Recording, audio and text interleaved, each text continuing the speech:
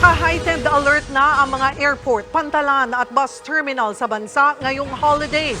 Magpapakalat ng bomb experts ang Philippine Coast Guard bilang pag-iingat kasunod ng Marawi bombing. Nasa frontline ng balitang yan, si Gerard de la Peña.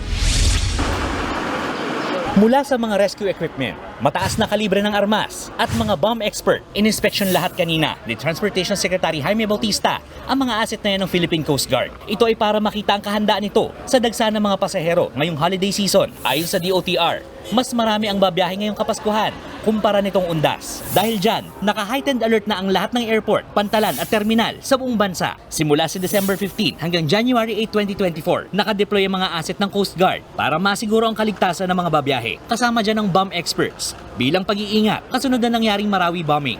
It is always a concern, no? Kaya nga nagre-ready tayo for any eventuality, no? Nakita nyo naman yung mga facilities ng Coast Guard, yung ating mga personnel who are trained. For example, meron tayong mga bomb experts, no?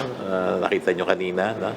Kahit marami ang babiyahe ngayong holidays, nakadepende pa rin daw sa Department of Health kung oobligahin ang mga pasahero ng mga pampublikong sasakyan na magsuot ng face mask sa gitna ng nadetect ng mga kaso ng walking pneumonia sa bansa. Ang Philippine Ports Authority nagbaba ng utos sa mga kawani nito para sundin ang minimum health standards. Kasama dyan ang paghuhugas ng kamay, physical distancing at pamamalagi sa tahanan kung masama ang pakiramdam. Voluntaryo naman ang pagsusuot ng face mask. Napansin natin na tumataas yung bilang, hindi lamang sa balita, kundi pati sa sarili nating bakuran, sa PPA, dumadami yung mga kawani natin na nagkakasakit. Medyo conscious tayo na tumataas din ang bilang ng mga nagkakaroon ng flu-like symptoms. May ilang pasahero namang voluntaryo nagfi-face mask na. Mas mabuti din pong nakamas ay para safe din po if ever man pong may